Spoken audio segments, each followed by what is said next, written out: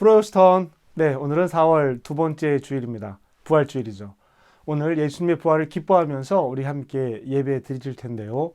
오늘 영상으로 예배하시는 모든 분들에게 하나님의 평화와 예수의 부활의 기쁨이 함께 하시기를 주님의 이름으로 축복합니다. 우리 함께 기도하시면서 오늘 예배를 함께 시작하겠습니다.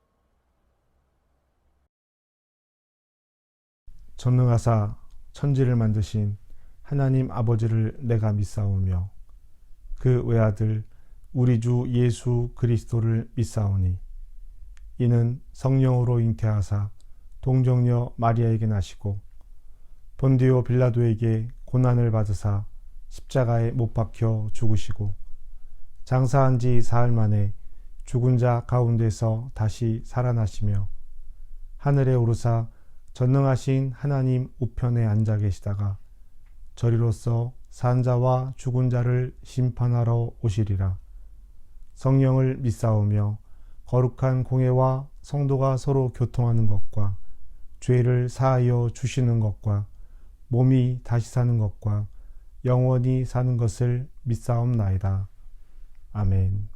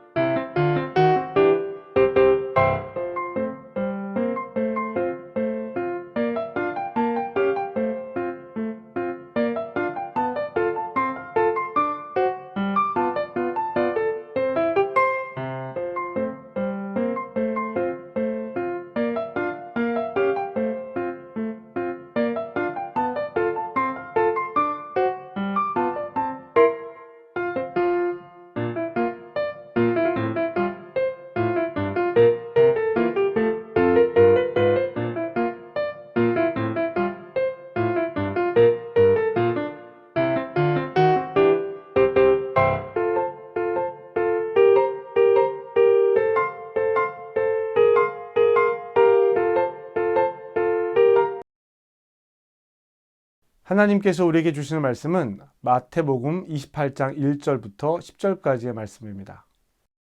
제28장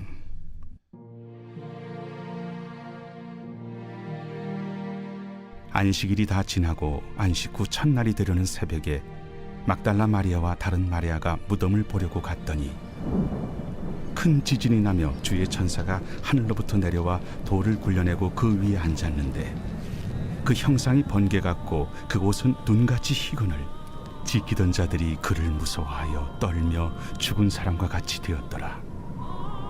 천사가 여자들에게 말하여 이르되 너희는 무서워하지 말라. 십자가에 못 박히신 예수를 너희가 찾는 줄을 내가 아노라. 그가 여기 계시지 않고 그가 말씀하시던 대로 살아나셨느니라. 와서 그가 누우셨던 곳을 보라. 또 빨리 가서 그의 제자들에게 이르되 그가 죽은 자 가운데서 살아나셨고 너희보다 먼저 갈릴리로 가시나니 거기서 너희가 배우리라 하라. 보라, 내가 너희에게 일렀느니라. 그 여자들이 무서움과 큰 기쁨으로 빨리 무덤을 떠나 제자들에게 알리려고 다름질할세 예수께서 그들을 만나 이르시되 평안하냐? 여자들이 나아가 그 발을 붙잡고 경배하니 무서워하지 말라. 가서 내 형제들에게 갈릴리로 가라 하라. 거기서 나를 보리라. 우리에게 주시는 하나님의 말씀입니다. 우리가 하나님의 말씀을 듣습니다.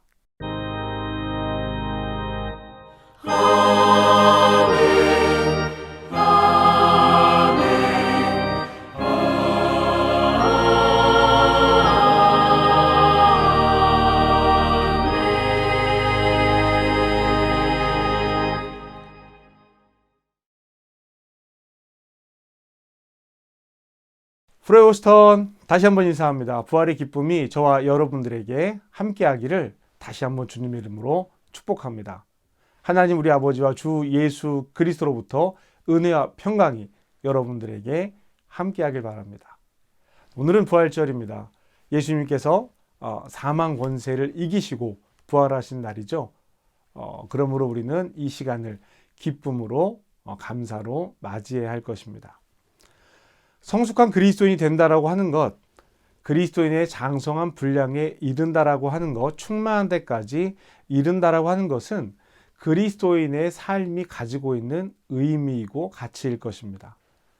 사람이라면 누구든지 태어나는 순간이 있죠. 누구든지. 저와 여러분 이 시간 함께 공감하고 있는 모든 사람들은 태어남의 순간이 있습니다. 그리고 성장의 순간이 함께 동반하게 되죠. 그래서 저와 여러분들이 이와 같은 언어로 함께 예배를 드릴 수 있는 겁니다. 생명의 출발은 참 경이롭습니다. 아기가 태어나서 아기가 딱 품에 안겼을 때 그 감격들을 한번 생각해 보세요. 얼마나 귀하고 아름다운지 모릅니다. 경이롭다고 얘기하죠. 태어난 아이는 이 복잡한 세상에서, 이 훼손된 세상에서 살아가는 법을 배우게 됩니다. 성장하는 동안 그 일들이 이 아이의 삶 속에서 자연스럽게 일어나게 되죠. 어머니의 젖을 먹고 밥을 먹고 잠을 자는 동안, 그리고 걷고 뛰게 되는 동안 이 모든 일들은 일어납니다. 그리고 이 사이에 말을 배우게 되죠. 더 성장하면 말을 자연스럽게 구사하게 됩니다.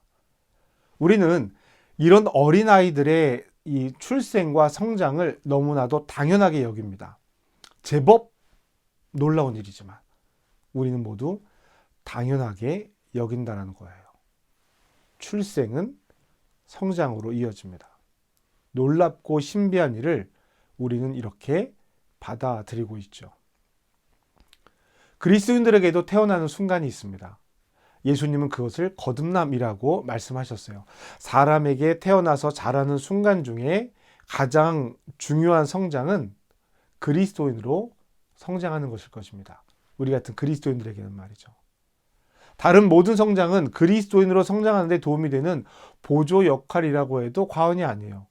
몸이 자라고 지혜가 자라고 지식이 더 커져가는 것, 육체가 성장하는 것, 우리 그리스도인들에게는 이 모든 것이 그리스도인으로 살아가는 삶의 과정이다라고 해도 과언이 아니라는 것이죠. 우리가 이 말의 의미를 받아들이지 못한다면 그리스도인으로 성장하지 못하는 이유이기도 한 것입니다. 태어나서 자랍니다. 이 둘은 분리될 수가 없어요. 다시 말씀드립니다. 출생은 성장을 전제로 하는 것입니다. 우리는 그리스도인들은 그리스도 안에서 자라가야 하는 것이죠. 우리가 그리스도인의 삶을 살면서 성숙해질 수 있는 토대는 예수님의 부활입니다. 살아계신 예수님, 예수님의 살아계심, 현존, 즉 지금 여기에 계시다라는 고백이 우리가 그리스도인으로 살아가는 삶의 가장 중요한 의미가 되는 거예요.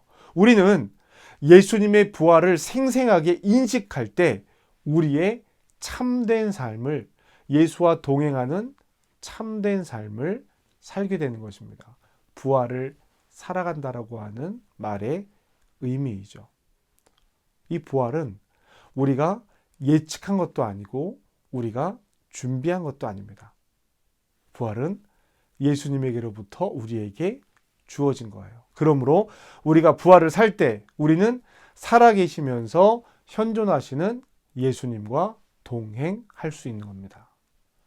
지난주 우리가 함께 읽은 빌립보서 말씀의 마지막 부분은 그것을 이렇게 이야기합니다. 빌립보서 2장 11절 말씀이죠. 모든 입으로 예수 그리스도를 주라 시인하여 하나님 아버지께 영광을 돌리게 하셨느니라. 아멘.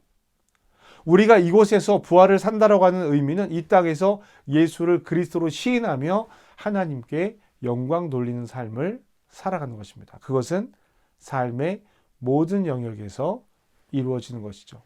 예수님의 부활은 이전에 예수님께서 하셨던 모든 말씀, 하셨던 모든 행위, 치유하시고 고치시고 회복시켰던 모든 일들을 생생하게 드러내는 사건이 이 바로 부활입니다.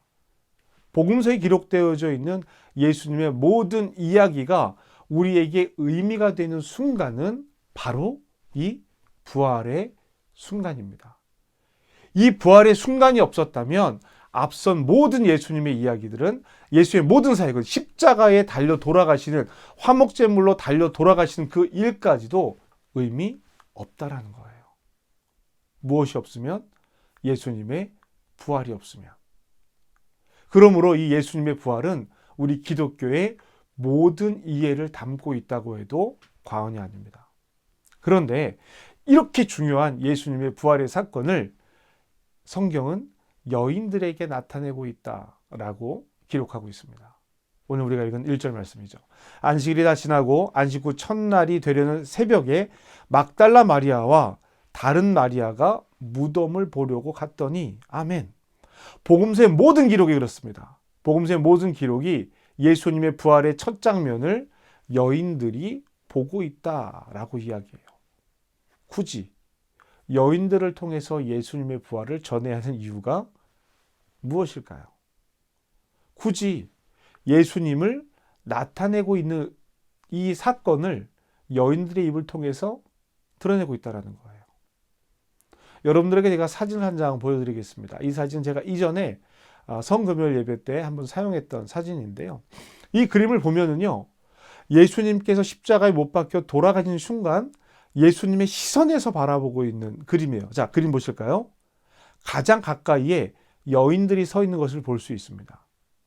죽음의 순간에도 가장 가까이에 여인들이 있었어요. 그리고 부활의 순간에도 이 여인들이 그 자리에 있습니다. 굳이 여인들이었을까라는 거예요. 숨길 수 있었을 텐데 왜 숨길 수 있었느냐라고 말씀을 드린다면 요세푸스라고 하는 유대 역사가의 기록을 보면 이 여인들은요, 위치가 낮았기 때문에 법정에서 여인들이 증언하는 것은 증거로 사용되지도 않았습니다. 탈무드에서도 여인들의 증언은 강도들의 증언 정도로밖에 여기지 않았다라고 기록을 하고 있어요. 그러니까 여인들이 가지고 있는 위치, 여인들의 증언의 힘이 그만큼 낮았다라는 것이죠. 그런데 굳이 왜 이 여인들이 그것을 발견했다라고 기록을 하고 있을까? 기록에 남겨두고 있을까? 의문이 든다라는 거예요. 우리의 염려에도 불구하고 예수님의 부활은 이 여인들의 눈을 통해서 확인됩니다. 6절입니다. 그가 여기 계시지 않고 그가 말씀하시던 대로 살아나셨느니라. 와서 그가 누우셨던 곳을 보라. 아멘. 부활하신 예수님을 처음 만난 사람들도 이 여인이었다라는 거예요. 9절입니다. 예수께서 그들을 만나 이르시되 평안하냐 하시거늘 여자들이 나아가 그 발을 붙들고 경배하니. 아멘. 그리고 여인들을 통해서 부활하신 예수님의 첫 번째 메시지가 전달됩니다. 10절입니다. 이에 예수께서 이르시되 무서워하지 말라. 가서 내 형제들에게 갈릴리로 가라. 거기서 나를 보리라 하시니라. 아멘. 마가복음도 마태복음도 모두 예수님의 제자들에게 전하신 말씀은 갈릴리로 가서 만나자라는 것이었습니다. 그리고 그 이야기를 여인들이 하고 있다라는 거예요. 자, 여러분, 갈릴리로 가라. 이 갈릴리는 어떤 곳입니까? 예수님이 태어난 곳입니다. 제자들이 살았던 삶의 자리이고 그의 가족들과 그의 이웃들이 있는 곳이죠. 예수님의 주 사역 장소였고 많은 일들이 이곳에서 일어났습니다. 중요한 가르침들도 이곳에서 있었죠. 부활하신 예수님은 예루살렘에 있는 제자들을 굳이 갈릴리로 가서 만나자라고 말씀하세요. 그리고 이어진 16절 말씀을 보면 11제자가 갈릴리에 가서 예수님이 지시하신 산으로 갔다라고 기록을 하고 있습니다. 16절 말씀을 보면 예수님께서 만나는 장소도 구체적으로 알려주고 있다는 거예요. 그리고 그곳에서 예수님은 제자들에게 마지막 명령을 내리십니다. 28장 19절입니다. 그러므로 너희는 가서 모든 민족을 제자로 삼아 아버지와 아들과 성령의 이름으로 세례를 베풀고 20절 내가 너희에게 분부한 모든 것을 가르쳐 지키게 하라. 볼지어다 내가 세상 끝날까지 너희와 항상 함께 있으리라 하시니라. 아멘. 그리스도인의 삶은 부활을 살아가야 한다라고 말씀을 드렸습니다. 부활을 산다라고 하는 의미가 무엇일까요? 부활을 산다. 어법으로는 잘 맞지 않아요. 내가 부활을 산다. 뭐 이렇게 말할 수도 있는데요. 부활을 살아가야 한다라고 하는 것, 이것이 무엇일까? 앞서 말씀드린 것처럼 그리스도인으로 성숙해가는 것을 의미합니다. 태어나야 성장할 수 있습니다. 태어나면 성장해야 합니다. 그리스도인으로서 성숙한 삶을 살아가야 하는 곳이 어디인가? 예수님은 제자들에게 갈릴리를 말씀하십니다. 오순절에요. 마가의 다락방, 즉 예루살렘으로 와서 다시 그곳에서 성령의 임재함을 체험해야 합니다. 그리고 그곳에서 땅끝까지 이르러 내 증인이 되어야 한다라고 하는 예수의 말씀을 들어요. 그런데 주님은 지금 제자들에게 갈릴리로 가라고 말씀하시고 그곳에서 만나자라고 말씀하십니다. 우리는 여인들을 예수님의 부활의 첫 증인으로 삼은 것과 제자들을 갈릴리에서 만나자라고 하신 것에 대한 의미를 발견해야 합니다. 예수님은 제자들에게 하나님 나라를 가르치셨어요. 사람들에게, 제자들에게 하나님 나라를 살아가야 한다라고 가르치셨습니다. 그리고 하나님 나라가 이 땅에 임할 것이다라고 가르쳤어요. 하나님 나라는 예수를 그리스도로 고백하는 사람들이 살아가는 삶의 터전입니다. 예수님께서 가르치신 삶이 이제부터 시작입니다 라는 거예요. 예수님의 부활이 예수를 그리스도로 시인하는 첫걸음이다 라는 것입니다. 이전에 예수께서 하셨던 모든 말씀, 이전에 예수께서 행하신 모든 일들이, 기적들이 이 부활로 인해서 하나님께서 예수님을 통해서 이루어진 일이 되는 거예요. 하나님이 예수님을 통해서. 이 부활이 없다면 말씀드렸던 것처럼 앞선 모든 일들은 그저 어떤 한 사람의 놀라운 일로 끝날 수밖에 없는 것입니다. 부활 때문에 예수님이 하나님의 보내심을 받은 아들이 되는 거예요. 이전의 모든 일들을 다 받아들이고 이전의 모든 말씀을 다 듣고 행해도 예수님의 부활을 믿지 않는다면, 예수님의 십자가 고난을 받아들이지 않는다면 이전의 모든 것이 이 그리스도인들에게 아무런 의미가 없다라는 거예요. 단언컨대 예수의 부활을 믿지 않는다면 이 모든 것은 의미 없습니다. 예수님의 십자가 고난과 부활은 한 세트예요. 뗄래야 뗄 수가 없어요. 따로 생각할 수 없는 일이라는 겁니다. 예수님의 십자가 고난은 예수님의 부활로 인해서 그 의미가 우리에게 분명하게 전해지는 거예요. 예수님의 부활 없이 예수님의 십자가가 우리에게 아무런 영향도 미칠 수 없다는 겁니다. 부활을 살아간다는 것은 이 모든 일이 우리 삶 속에서 이루어지고 그 삶을 따라가며 성숙한 삶으로 성장해가는, 이제 자라나가는 삶의 의미를 이야기하는 겁니다. 아무런 증거 능력이 없는 여인들이 확인하고 증언했지만 우리가 살아가는 삶으로, 그들이 살아온 삶으로 증명하라는 거예요. 이것은 단순히 말 몇 마디로 증명되는, 법정에 서서 그렇습니다라고 증언하는 정도의 이야기가 아니라는 겁니다. 부활의 주님을 갈릴리에서 만나는 것도 같은 의미예요. 예수님의 부활은 내 삶의 자리에서 일어나는 일이어야 합니다. 내 삶의 자리에서 살아가는 삶이에요. 그래서 갈릴리라는 겁니다. 여러분의 가정, 여러분의 일터, 여러분의 이웃들, 내가 살아가는 곳이 바로 갈릴리가 되는 것이죠. 여러분, 제가 여러분에게 이야기를 하나 들려드리겠습니다. 자, 보시죠. 여기 어떤 사람이 휴가를 떠나서요, 여행을 떠났습니다. 한적한 곳에 이르러서 아름다운 호수에서 여행을 하고 있어요. 호수에 배를 띄워놓고 휴식을 취하고 있습니다. 여러분, 기분이 어떻겠습니까? 너무 좋지 않았을까요? 이 자연 환경을 보며 편안하고 안심하고 안정된 분위기를 누리고 있었을 거예요. 주변 경치를 둘러보며 책도 읽고 사진도 찍고 휴식을 누리고 있었습니다.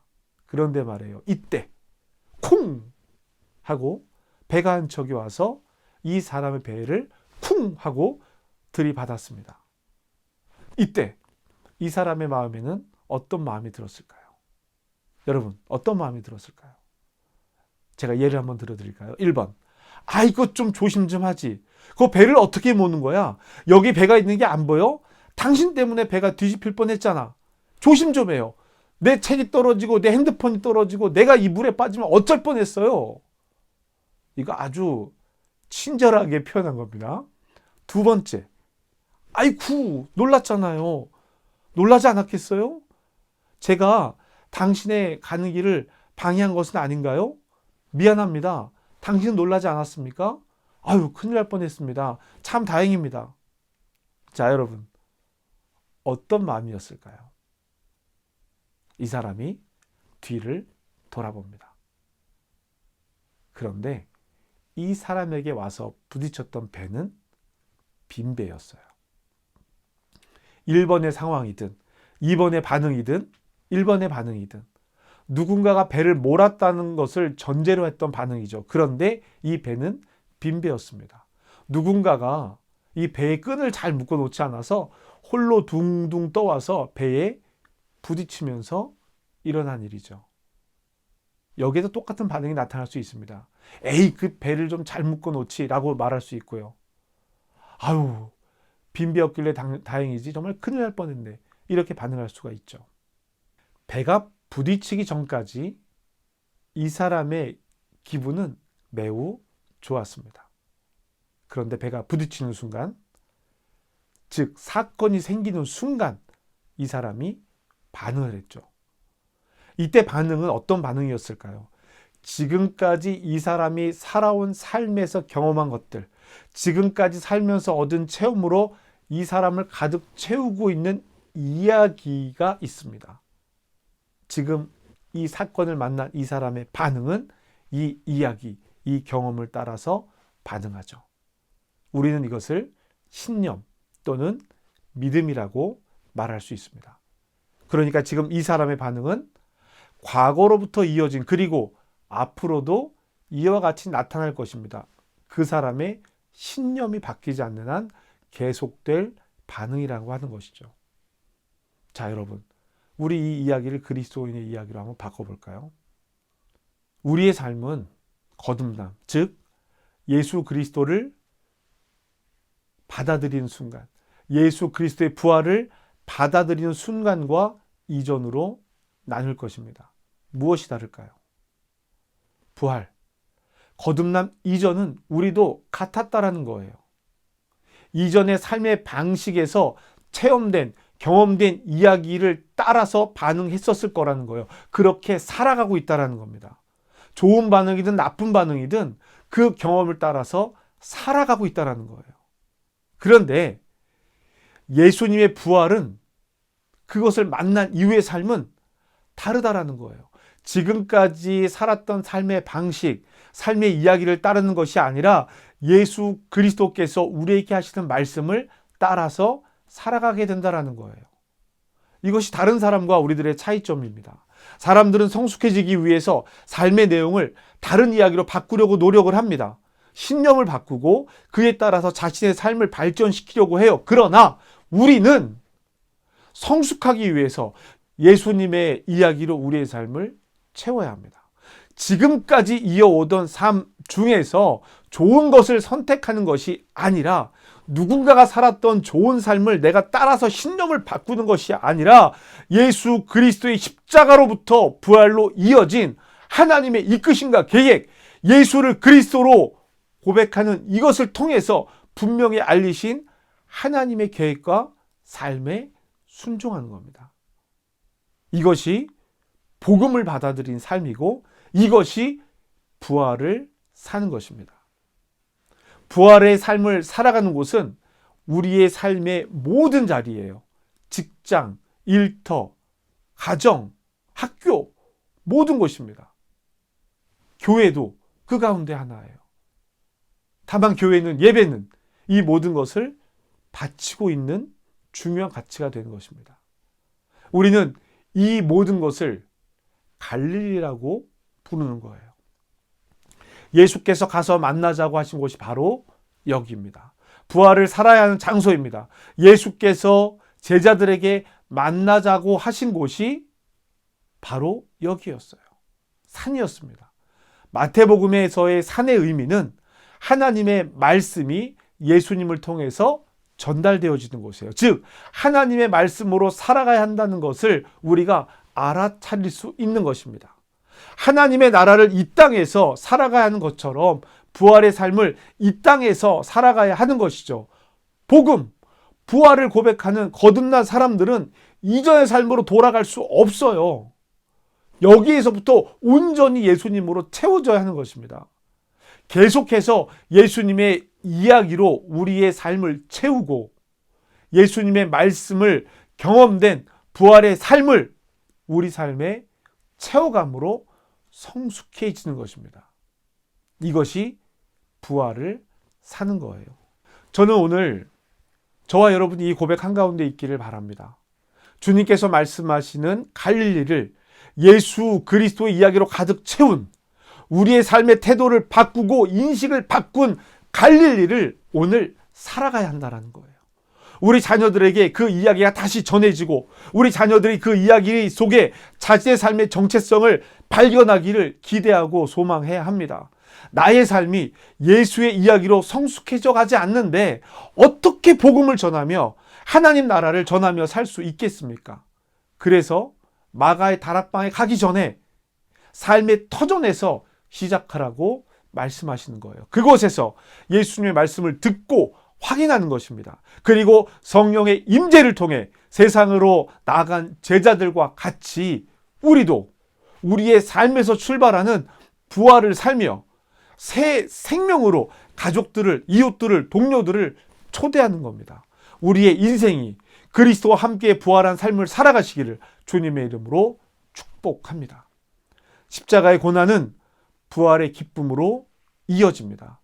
우리의 삶이 열매가 되기를, 부활을 살아가 그 부활을 다시 열매 맺는 삶이 되기를 주님의 이름으로 축복합니다. 우리 함께 결단하며 기도하시겠습니다.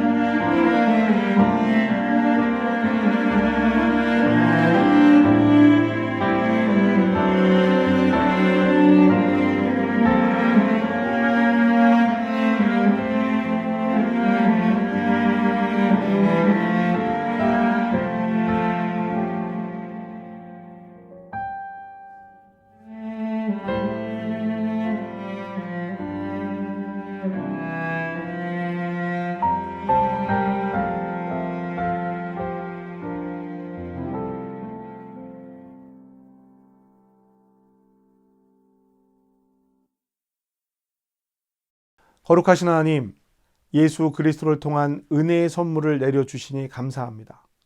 어떤 은혜보다 예수 그리스도가 귀한 은혜의 선물임을 깨닫는 부활절이 되게 하여 주시옵소서. 죽음을 정복하시는 권능이 예수께 있음을 알고 부활의 믿음으로 세상의 두려움과 염려를 이기게 하여 주시옵소서. 부활의 삶을 살게 하여 주시옵소서. 예수님과 함께 십자가에 못 박혔고 그리스도와 함께 다시 살아난 우리의 새로운 생명입니다. 거듭난 생명이 성장하며 자라는 기쁨을 누리게 하시고 이 땅에서 하나님 나라를 사는 부활의 삶이 우리의 삶이 되게 하여 주시옵소서. 그러기 위해서 부활하신 예수님을 그리스도로 고백하는 우리가 되기 기도합니다. 주님, 우리를 도와주시옵소서. 예수님께서 죄와 사망을 이기신 것처럼 우리도 죄와 사망을 이기고 생명의 삶을 살게 하시옵소서. 죄와 죽음을 이기신 생명의 부활의 주님만을 의지하게 하여 주시옵소서. 예수님의 이름으로 기도합니다. 아멘.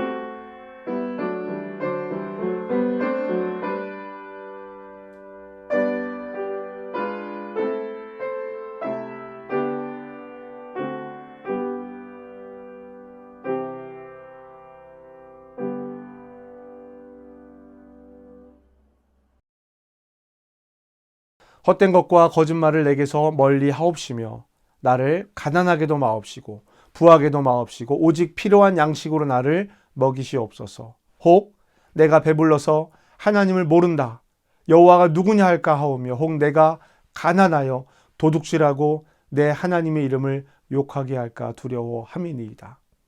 생명 되시는 주님, 이 땅에서 하나님 나라를 살아가는 우리들이 주님께서 동행하심을 인정하며 살아갑니다. 우리 삶이 주님께 있음을 고백하며 우리의 모든 것이 하나님으로부터 왔음을 고백합니다. 물질이 우리 삶의 목적이 아님을 고백하며 하나님 앞에 예물을 드립니다. 주님, 우리의 삶을 구별하여 주시옵소서. 사랑의 주님, 우리의 이웃을 위해 기도합니다. 질병에 붙들린 이들을 위해서 기도합니다. 전쟁의 아픔 속에 신음하는 이들, 가난과 기근 속에 신음하는 이들, 낭망한 이들을 위해서 기도합니다. 주님, 우리를 도와주시옵소서. 교회 운영을 위해 복음을 위해 드려진 물질입니다. 사용되는 모든 곳에 하나님의 사랑을 더하여 주시옵소서. 예수님의 이름으로 기도합니다. 아멘. 여러분은 생명의 말씀을 들었습니다. 삶 속에서 생명의 말씀으로 흔들리지 않고 말씀을 따라 살겠습니다. 주님, 우리를 도우소서. 세상을 향해 나가는 사랑하는 주님의 자녀들에게 주님의 평화가 함께하길 바랍니다. 거룩함으로 나아가십시오.